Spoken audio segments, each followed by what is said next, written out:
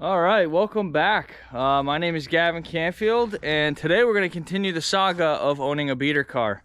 So if you haven't seen the previous two videos of my beater car, you should definitely check them out. I'll add a link in the description below. But on today's episode of the beater car, we had a catastrophic failure. So I will remove this tire and show you, but if you look in there, that is the crankshaft, and there's no pulley. I have a Snapchat video to show you right now. Oh my God. That's supposed to be my crankshaft pulley. And I can see clear through it. Wow. What do we got?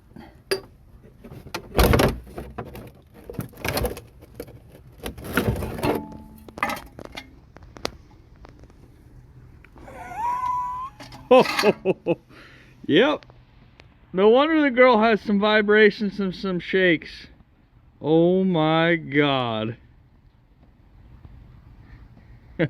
She's a keeper. Yeah, so catastrophic damage. The craziest part is I didn't even know it was broken. The only reason I knew there was something wrong is because the alternator light turned on, or the battery light turned on. I checked the alternator was damaged.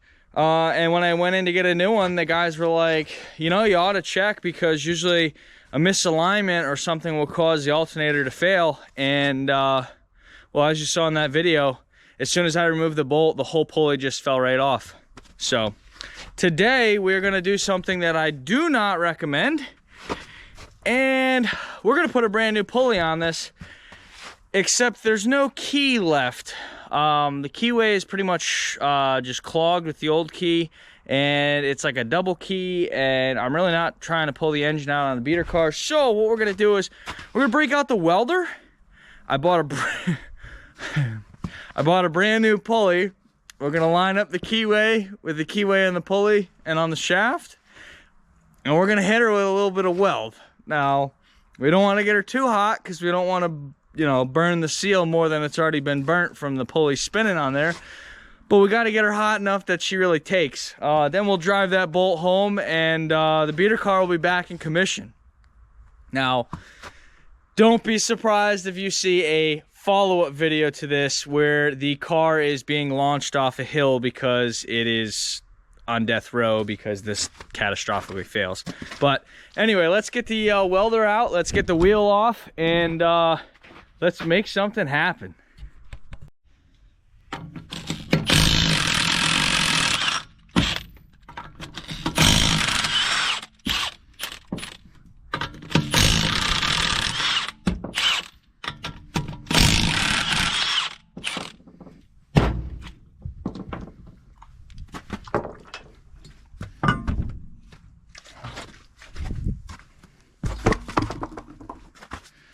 All right, so give you guys a closer look.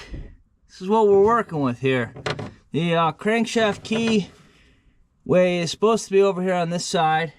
We'll just shine a little bit better light in there for you, but it's supposed to be over there on that side. So I think if we put the new pulley in there, get her lined up, get a few weld beads on there, we'll be back in service.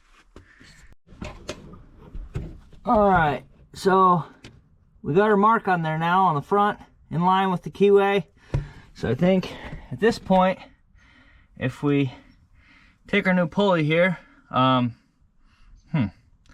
remember how this goes on there. I believe it's this way. And we put this on, and we line her up with our paint mark. I think at that point, throw a little weld bead on there, put the bolt back in, away we go.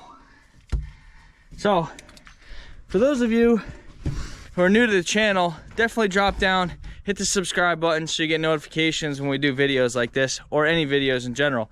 But for those of you who haven't seen, this is my welding cart. Now, I was able to just push my welding cart through a couple inches of mud with little to no effort because it's got these off-road tires.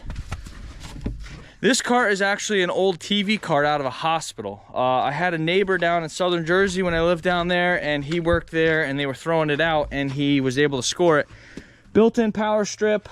I cut a hole through to hold the welding tank, and I just have basically the welder sitting on top.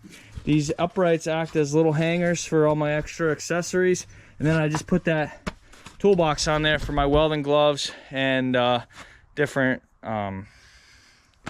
pliers and tools or whatever that I might need while I'm welding. So great setup, a lot better than those smaller wheels that you see in a normal shop setup. But anyway, let's get this welder fired up and see if we can't get some weld bead on that pulley.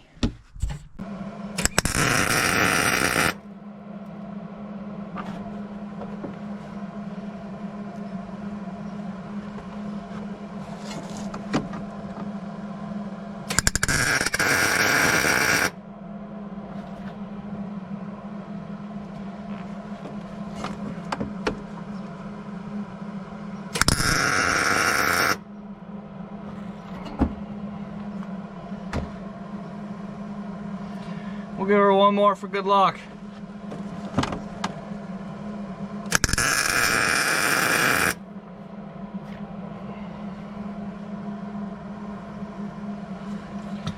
Cool. She's on there.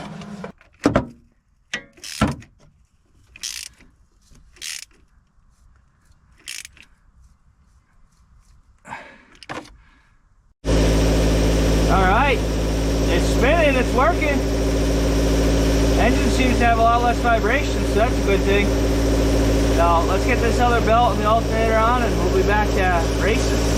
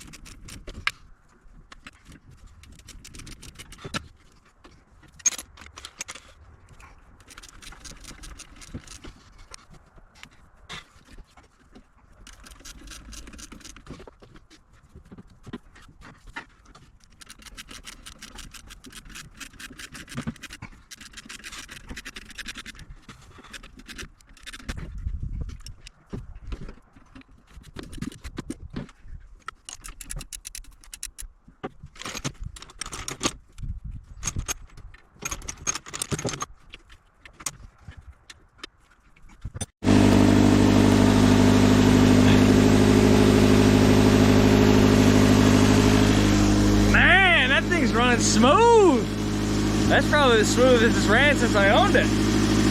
Who knows how long that pulley was bad for. Everything seems to be in line. Nothing seems to be flying off yet. Of course, we haven't tried to do a burnout with it yet. You know, put a little extra load on her. But that humming's the exhaust. Everything else feels good. So, all right, let me clean up my tools and drag this thing off the trailer. All right, I know you can't see it, but she's off the trailer on the ground. Let's take her for a test burn. I gotta admit, this is the quietest this car I think has ever sounded in the time that I've owned it. It's almost, you know, not terrible to drive.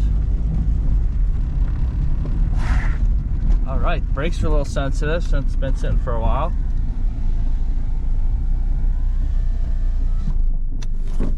Let's take her out for a burn.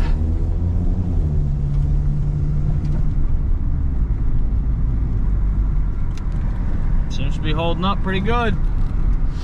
Well, like I said earlier, if you haven't already, definitely hit that subscribe button. It really helps out the channel. Thanks again for watching, and I'm sure there'll be a part 4 to this saga of the beater car life.